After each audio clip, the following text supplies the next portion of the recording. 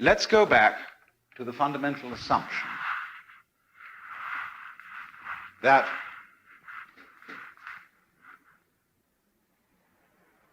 all people, and this also includes all beings whatsoever, but we're talking mainly, of course, about human beings. All people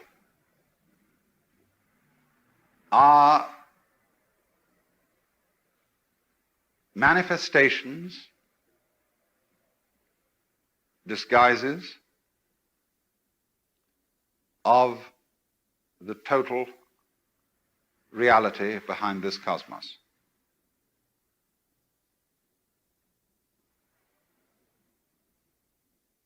And that if that is so, there are not any mistakes in the world.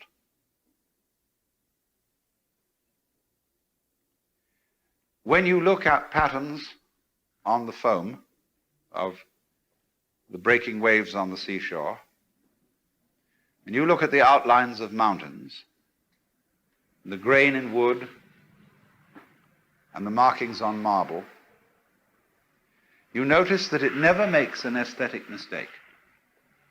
Never. Also, when you study plants, and you go into their relationships with each other and with insects, the fact that the so-called diseases of plants are the full life of some other kind of organism having a ball, and you see this complexly interrelated world, and you realize that it all hangs together, that everything outside the human world is a system of balances where you couldn't have really any form of life without the others going on too. There have to be friends and there have to be enemies. Because if there aren't enemies, the friends get too prosperous and they kill themselves by their excessive exuberance. So they're constantly being pruned by various kinds of enemy species. And what is, when you got down there and you suppose you identified yourself with a certain plant, you would thoroughly object to, if you were a lettuce, to the snails eating you up. And also a person who gets identified with lettuces, you see, say somebody who grows lettuces for his living, gets mad at the snails. But actually,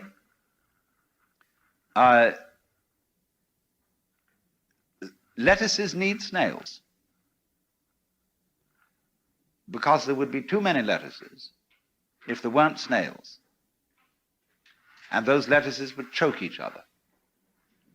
Now, of course, a human being comes in and starts organizing the lettuces, you see, so that the seeds don't propagate in the usual way because he puts them out in rows. And that's a different kind of a scene. And so he objects to the snails. But that's because he's looking at the problem of lettuces from a partisan point of view. And it's quite right that he should do so.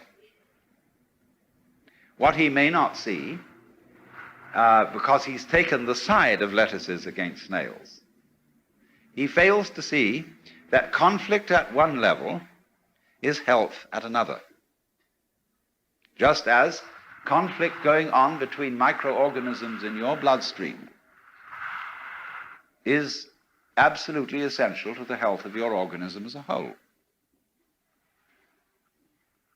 But you're not aware of that conflict going on, because conscious attention doesn't need ordinarily to focus upon it. And so you don't get involved, and you're not anxious about what party is winning and what party is losing. They're keeping up a kind of balance. Now then, to take this a step further, we are all amazingly involved in the process of being human and playing our game and taking our side. And therefore our victories and defeats, our sicknesses and our healths, are things we get mighty partisan about. And therefore we cannot see that human behavior is just like everything else. It never makes a mistake. Only its never making a mistake must include the feeling that mistakes can be made. See, that's where this point of view would differ somewhat from the point of view of a Christian Scientist who strives manfully, in a way, to assert that evil is purely illusory, but doesn't quite grasp the point that the illusion of there being something evil is important and good too.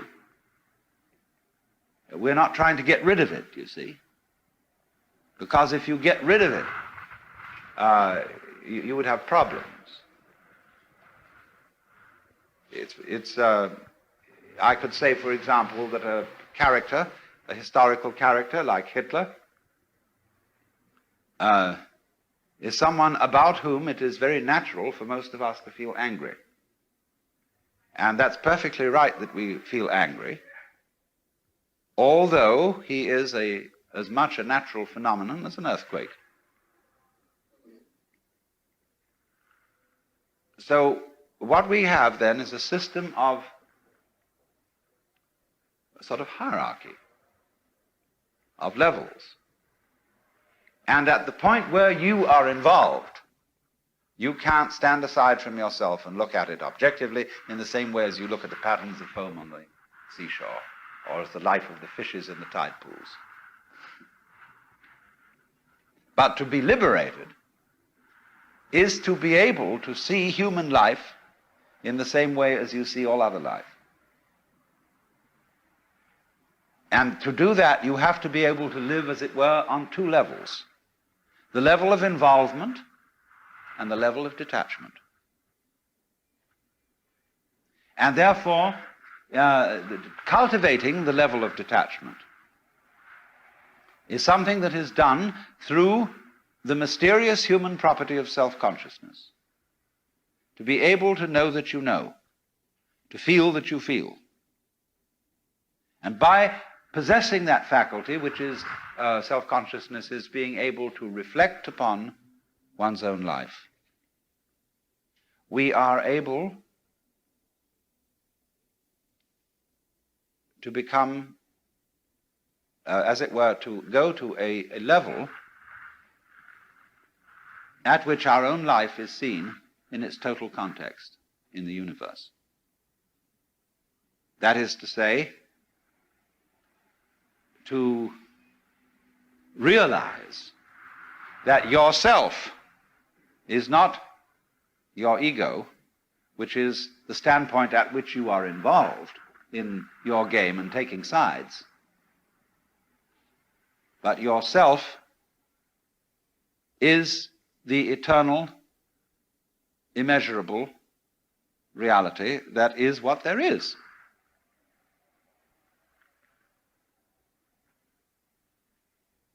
Only the difficulty here is that this capacity of self-consciousness, although it is that which enables us to awaken, is also capable of getting us into perfectly frightful messes, into all kinds of what must be called feedback snarls, where you know that you know, you can think about thinking, and the moment you can think about thinking, you can think whether your thinking was right or not. Did it come off? Did I do the right thinking? Then you start to worry. Then you start to worry about the kind of thinking you are doing about thinking. And so builds up our peculiar human anxiety.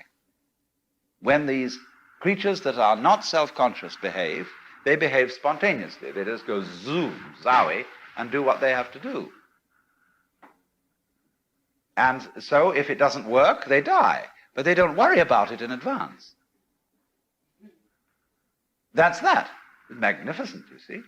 And human beings have a faint memory, kind of archaic, sort of collective unconscious Jungian style feeling that there was a time when we didn't have to worry, and when we could never be neurotic. And a great deal of religion, you see, is an attempt to regain the golden age, the paradise lost. And so it involves, as it were, an attitude of surrender. Be not anxious for the morrow, what you shall eat, what you shall drink, or what clothes you will wear. For consider the flowers of the field. They don't work, they don't spin, they don't gather into barns. And yet Solomon, in all his splendor, was not clothed like one of those. And so if God clothes the grass of the field, which exists today and is thrown tomorrow into the oven, shall he not much more clothe you, faithless ones? I'm translating it myself to put it in a way that isn't just so familiar that you don't hear it. Now, I mean, that's totally subversive. These words in the Bible are outrageous. Everybody says, well, it's all very well for Jesus and a few saints and things like that. For all practical purposes, that's ridiculous. You can't live that way. After all, you've got to plan for your old age. You've got to have a savings account. You've got to have insurance. You've got to have a job. You've got to do all those things. See? So you have to think about that. Why can't I do that? So you see, in this way, the human being comes to reflect upon himself and begins to see that there's something wrong. Now, there isn't. But it's right that he should feel that something is wrong, because it is through this that his capacity for self-knowledge and self-consciousness develops. So you see, there is the sense that somehow or other at some time there was a fall, a point at which we became unnatural. There's a great deal of worry going on about this now because of the rise of the computer. You know this? This is terribly interesting. That a new form of intelligence, you see, has come into the world, which is in certain directions vastly superior to human intelligence. And people are beginning to worry like anything about whether the machines are going to take us over. But we've got to realize that machines aren't, see, machine is becoming a dirty word. Just a machine, mere machinery, you see? But actually, there has grown out of us, through these things, enormous electronic circuits that are new forms of life. And these are all connected with us. They're not separate from us. They're not something like a different order of beings that might come from some other planet and conquer us. The whole development of the electronic minds and brains that we have are new cortexes. See, the cortex overlaps the original central brain. And as it were, when you play this game, you know, putting hands over hands over hands, as children like to play, it's a game called capping. But the cortex caps the central brain that is more like the brain of an animal and enables us to reflect on it. Now, all this machinery that we are making is an extension of our brain and is a new kind of life. But it worries us. And when we start to do that, we get the feeling something is going wrong. There has been a fall. There has been a mistake. And exactly the same sensation, you see, is anciently connected with the development of self-consciousness in the cortex. Something went wrong. Because every time we get that feeling, it means that we've taken a new step in controlling things. Instead of relaxing and letting our wings fly us like a moth or a bird, we now have these jet planes where we have an elaborate system of anxious people, morning, noon, and night, checking it that those things go right. And it's marvelous that they do. Our friend Ralph Johnson, who often attends these seminars, is an American Airlines captain, and he saved a jet the other day in very dangerous circumstances. Fantastic. But here it is. Now, when you haven't yet discovered that the new development, such as self-consciousness, is really a new form of nature, like a branch coming out of a tree, which is a kind of a new development of the trunk. And it's something just as healthy and just as splendid as that. Then you begin to reproach yourself and say, oh dear, I am awful. You begin to be alienated, you see, from your own center. But do you understand that being alienated from your own center is a form of, a way of stepping apart so that you can see yourself? Now that's important. That is resonance. See, when you sing in the bathtub, you find you've got a better voice than when you sing in a non-resonant room, because you've got a little echo. You mustn't get too much echo. But just a little echo is resonance, and that's more fun, because it's more conscious. If you're happy and you don't know you're happy, you see, you're not as happy as if you know you're happy. But if you know you're happy, you may spoil it by getting anxious about it. So this self-consciousness is a kind of resonance. But then you see, when it gets to the point of this terrible feeling, I can't trust my instincts anymore. I've got to decide. I have, as it were, taken over the prerogatives of God. Well, that's a terrible thing to do, because you can't be genuine anymore. You see? You know that when you love somebody, you also want to get as much out of them as you can. You know that when you act as a responsible citizen, you do so as to have a good image in your own view of yourself. It's your ego kick, only you dress it up so that it's not an ego kick at all, but perfectly sincere public service and charity and good feelings towards everybody. Ha ha! And so then there begins this awful thing, repentance. Behold, I was shapen in sin, and in sin hath my mother conceived me. And so somehow there comes up this state of mind when you appear to yourself as rotten. Some people, when they take LSD, get visions that everything is glorious, you see, and is light inside it. But occasionally people get the vision that everything is corrupt, that all faces are things that are slowly drooling away into sort of pussy rot, and that just everything is falling apart. And they begin to get the feeling that life is a disease. We originally had here a nice clean planet with nothing but rocks and fire, and it was sterile and nice.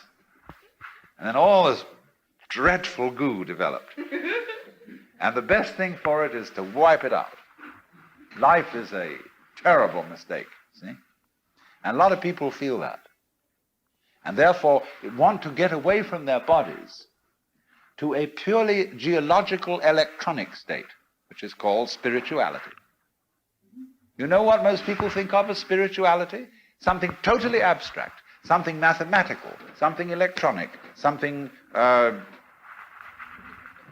has no no kind of pus or blood or goo, especially no flesh in it, you see? That's the spiritual state. So that expresses the feeling of these people fundamentally, who are at variance with their essential life. Now, this is going to get complicated, I warn you. They're ambivalent about it.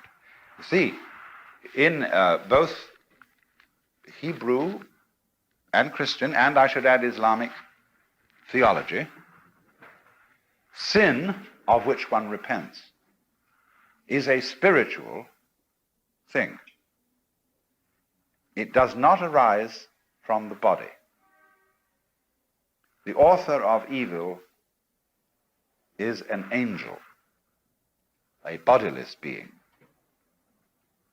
And therefore he is something closer to, say, E equals mc squared than to a rosebud.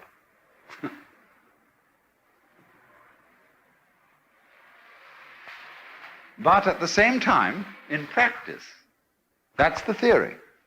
In practice, what so many Jews, Christians, and Muslims regard as evil is the body, the physical world, and our involvement in it, our interest in it. And so you see, for this reason, materialism is a dirty word. You shouldn't be a materialist, although William Temple very wisely said once that Christianity is the most materialistic religion. But that is true, theoretically. Judaism is an equally materialistic religion, theoretically, sometimes more so practically than the Christian religion. Because materialism is the love of material. And as we shall see, it is fundamental to Judaism that God's creation of the world is not a mistake, but a great good thing, and a material world at that. So then, you can see what I'm pointing out to you is this: how ambivalent we are. We say that evil is spiritual, and yet we treat it as if it were fleshly.